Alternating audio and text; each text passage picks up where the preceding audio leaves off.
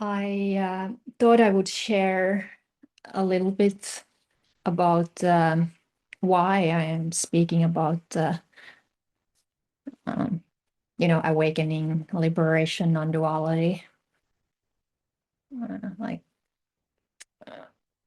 which is something that it's very hard for me actually to explain because it started to happen alongside these deeper shifts. The shift into non-duality, the shift into no self, that I was kind of thrown into this teaching role, so to speak. Like I was not seeking it. I never had an intention of becoming a teacher. So it just happened alongside with the shift, and suddenly I noticed myself in that position. I found myself in that position of having this type of dialogues with people, and then teaching small retreats and doing one-on-one while I was still processing uh, these deeper shifts and acclimating. And my experience very much was that something wants to speak through me, so to speak, through this body mind. And I didn't want to speak. Like I'm a very private person. I would have never imagined myself that I would create a YouTube channel or speak in public about the most intimate aspects of my experience and of my life and of my path. So it wasn't at all easy when this energy started to move through and clearly wanted to vocalize itself and use this whole life, which being basically organized around a process of awakening and liberation. That's my experience now. When I look at the pattern of my life, I can see that it's been only about this. So that's the raw material that was kind of used and transformed in this process so that this could be articulated, from direct experience. And I don't know what it is, what wants to speak through me and through all of those people who have walked the path and who end up speaking about their own experience or guiding others, because it's not a thing. Like, what is it that is being voiced there? Like, what is this reality that is being articulated there? It's a total mystery for me. Like, I don't understand it. I don't understand how it works. Like, it's not based on understanding at all. It's not based on knowledge at all. Like, all of that is dropped in this process. Not just dropped, but kind of peeled away, like all these layers of conceptualization.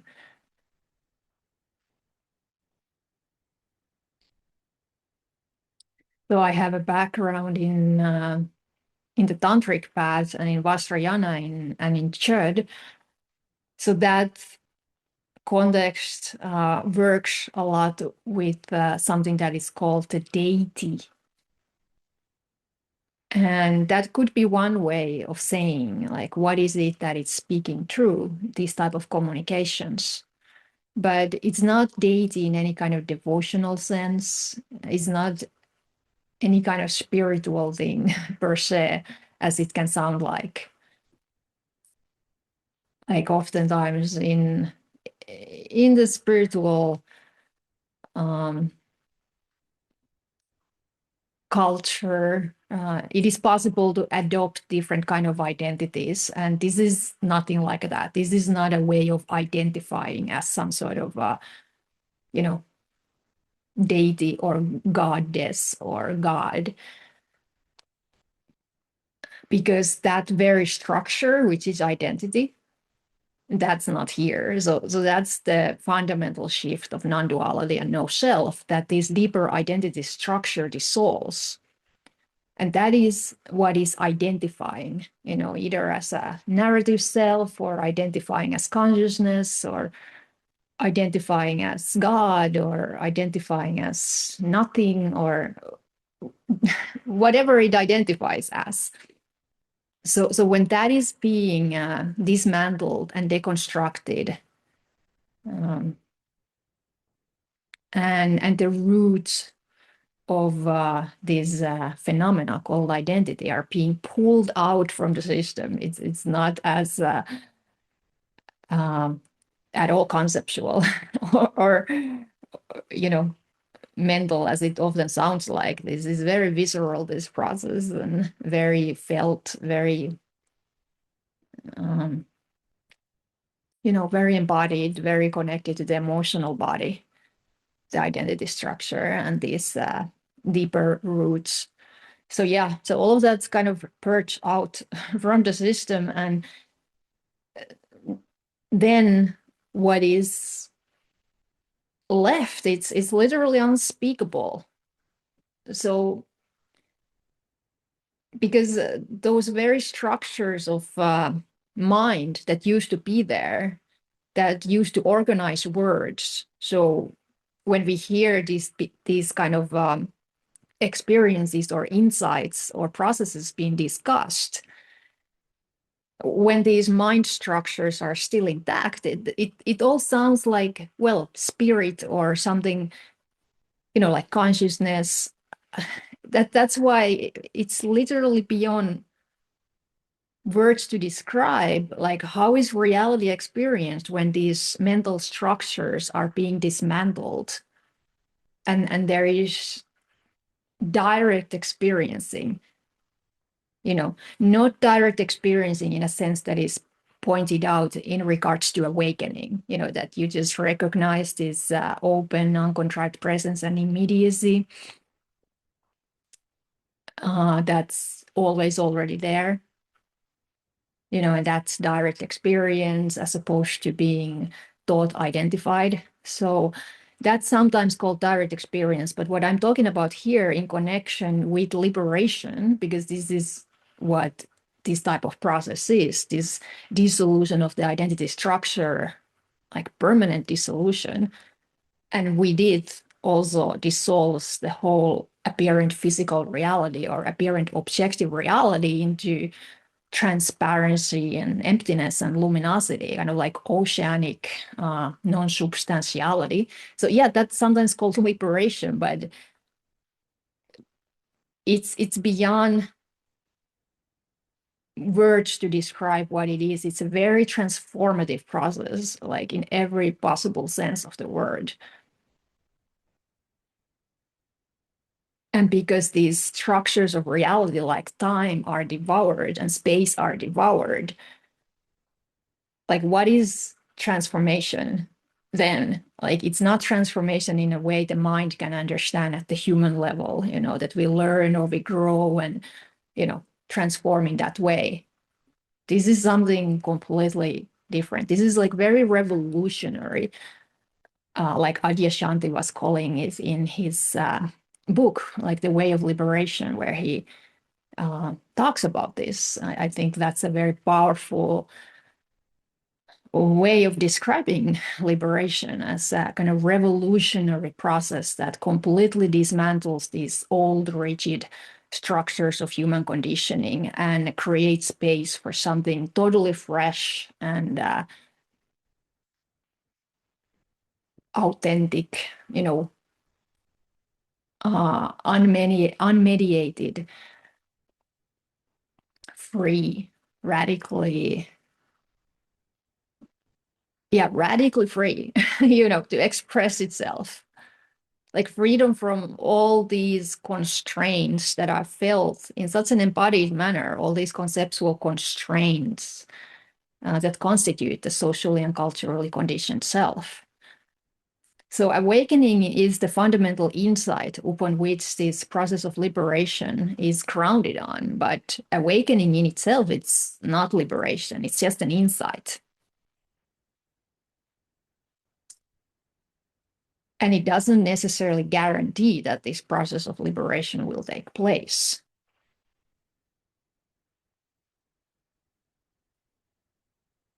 And it may sound so poetic, especially when it's discussed in the way that it's often done in the context of Chochen. And I love that context, and I totally relate to that way of using the language, this spontaneous movement of self-liberation and natural release. But sometimes the poetic language can be a little bit deceiving, and it can kind of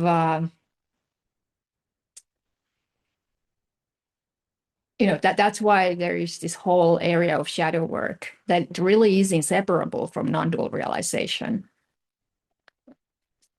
So shadow work is, of course, again, a term, and it comes with its own baggage, like any term that we would use, like any description, any word that we would use, it always comes with baggage, conceptual baggage. So that's just a limitation of language.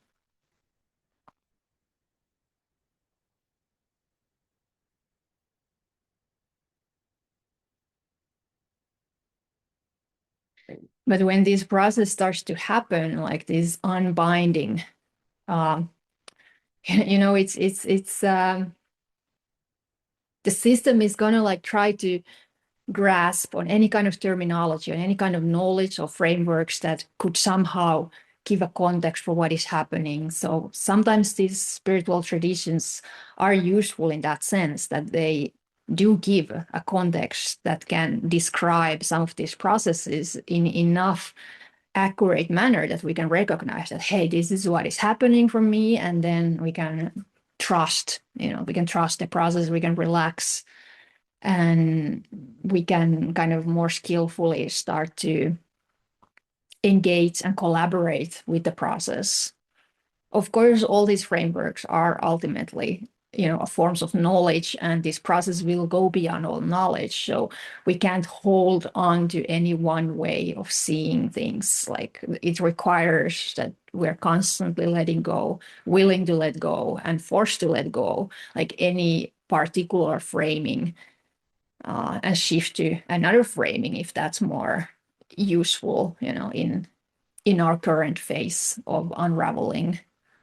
And that can feel very contradictory for the conditioned mind, which wants to understand that, okay, this is what reality is, this is the view, and the process has to fit to the view, that it would make sense. Like, that's the rational mind. But this is the kind of unbinding of the rational mind in many ways. It's the kind of total destruction of mind, like Ramana Maharishi calls it, that the mind dies, this conditioned mind. And it dies through these apparent contradictions and paradoxes, and like this wild, uncontainable nature of this freedom that just cannot fit to any conceptual framework. So that's this primordial wisdom that it's moving through, and that cannot be constrained by human mind or human conditioning. But for the mind, it feels like falling apart. It can be terrifying. It can feel like shattering. It can feel like dissolution. It can feel many, many things, and then there can be periods that it feels just so natural, and it's just, there's so much surrender. And it feels like the most easy thing to do is just to dive into this movement, into this spontaneous unfolding. And it's so magical. And there's this flow about it, this otherworldly flow, and no resistance at all. And it's like you're just like riding this wave, and it's like incredible, like the inspiration and the power that is moving through. Like you feel very empowered, and the next moment another kind of chunk of conditioning appears and starts to restrict this process, and it can get so uncomfortable and so messy and so weird, and and this energy is just moving through, and it's constrainable. So these restraints, these conceptual restraints and deeply rooted belief structures, they will be demolished. But that's not necessarily going to feel easy or pleasant at all. Even though when we have these deeper shifts occurring, it's so non-substantial, it's so transparent, it's so radiant and ungraspable, indeterminable. So you do have access to the insight of non-duality in a spontaneous manner, in a living manner. So it's very strange, very paradoxical, very powerful, very empty, very total,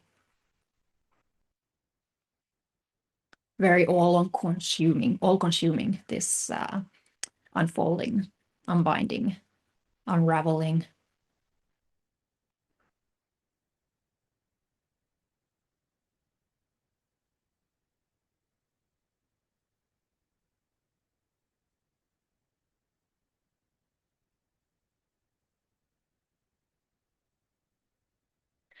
So that was my little share about it, where I am now. Like my sense about it is that the first few years that followed the release, or the dissolution of this identity structure, this fundamental self-structure. So the years that followed were quite intense in this regard for me. And then it kind of settled. There was like trials and tribulations that were really the way this realization kind of embodied itself in a human form, something like that.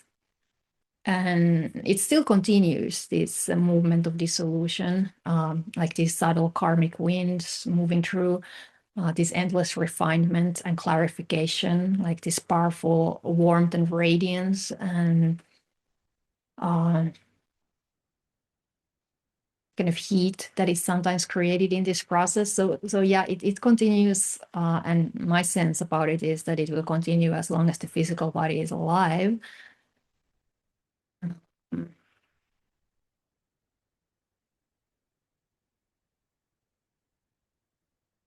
But that intense phase, it's not going to last forever. It often feels like it will. But there is a kind of fundamental turning point after which it becomes just so easeful, so seamless, like so panoramic, the transparency, that yeah, it's very magical, and at the same time it's so acutely felt, like if a remnant of old conditioning kind of appears, like the texture of it, the raw, unfiltered, and kind of like fierce felt sense of it, the emotional quality, like it's just so immediate, like you just kind of become it, and it moves through, and it doesn't last often more than a few seconds or even a minute at most, but it's almost like a piece of eternity in the form of kind of human conditioning. So it's a very strange experience to have this unfolding further, like endlessly and endlessly, dissolving further endlessly and endlessly. And there is a kind of expansion that happens through that dissolution, expansion that feels very grounded, because it's embodied, this movement. of liberation.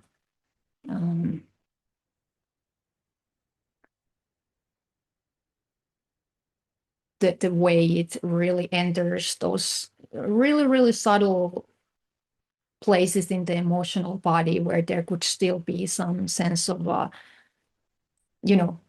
fixating solidity, even if it's super subtle, like it kind of moves in there almost like surgically and starts to grind it or burn it or, assimilate it, and there's this like radiance created as a result in the process, but it can be so sharp, and it has this kind of like razor sharp precision about it, the way it functions, and it's almost like pleasurable then when you feel that, oh, what it does, it's really liberating. It really is. It's removing these deeply rooted conditionings. And when the resistance melts in the system, yeah, of course, it can still feel that visceral feeling tone, like intense or like not really that enjoyable, but it almost can be enjoyable at the same time. So yeah, it's very hard to talk about. I guess you could also call these pieces of conditioning that continue dissolving kind of pockets of confusion or pockets of paranoia. So it's this raw material of confusion, how it self-releases within this clarity, within this instant liberation, where nothing accumulates and it leaves no trace, this process. So it's almost impossible to even track it or to have self-reflection or self-consciousness about it, because that is exactly what is not there anymore, that kind of movement of self that is monitoring the experience. So it's just kind of gone already when it's happening, the liberation. And this is just a clumsy way of attempting to put it in words. It's this incredibly seamless flow that disappears into nowhere, like liberation upon arising, this like incredible immaculate nature of this way of being and moving,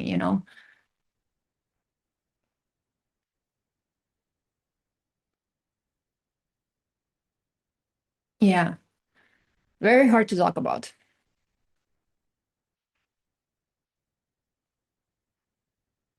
And it's so boundless, it's so boundless, the emotional body, the experience of psyche, like any kind of pocket of psychic energy is felt in such a uh, boundaryless and uh,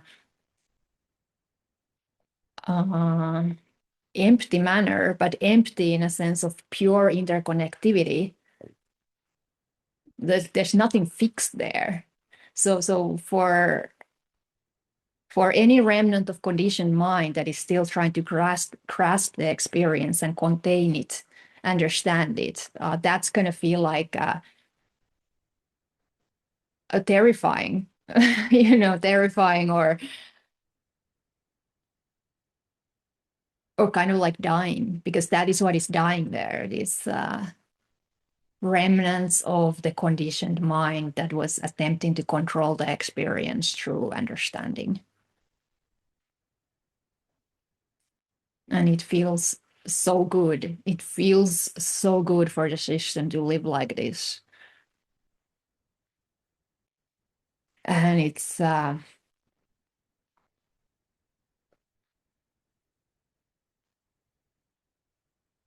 like your whole breath opens up in indescribable manner, because you realize that your breath, like this simple activity that we take for granted, it's been so restricted through this type of conditioning, through this type of socially culturally created constraints, that when the body mind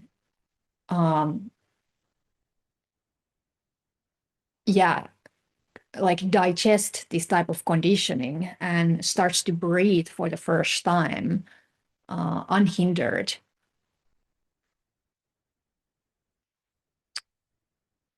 Yeah, it feels like autonomy. That's how it feels like. Feels like autonomy. And at the same time, you feel this interconnectedness, this interpermeation, interpenetration of all forms, of all appearances. So it's not an isolated experience at all, but it is very self-contained, like self-liberated, our Buddha nature. So this illusion of shared experience dismantles when we fully digest the implications of non-duality. But just because there is no shared experience in the conventional manner, that doesn't mean that there is no connection. Yeah, it's very magical, the emptiness, dependent arising, dependent origination, or this co-emergent nature.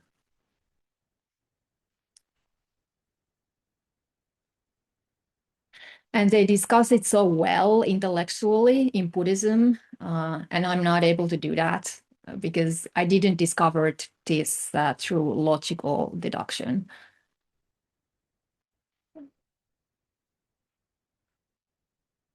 Like, of course, I did a lot of insight work.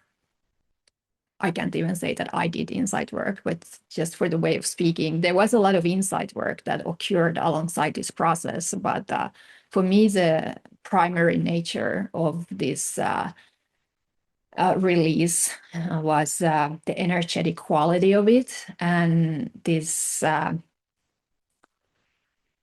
experience that something wants to express itself through this body mind and vocalize itself through this body mind, articulate these type of processes and experiences.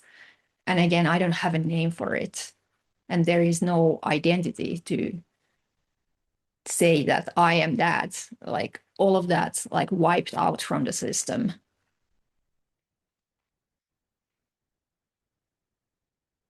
All these expressions in spirituality that we hear, that everything is God and I am that, they make no sense whatsoever. They make no sense whatsoever when these deeper structures of identity has been uh, uprooted from the system. Like you feel it viscerally that it's just not there. That mechanism, that doer idea that identifies or claims to be the owner of the experience.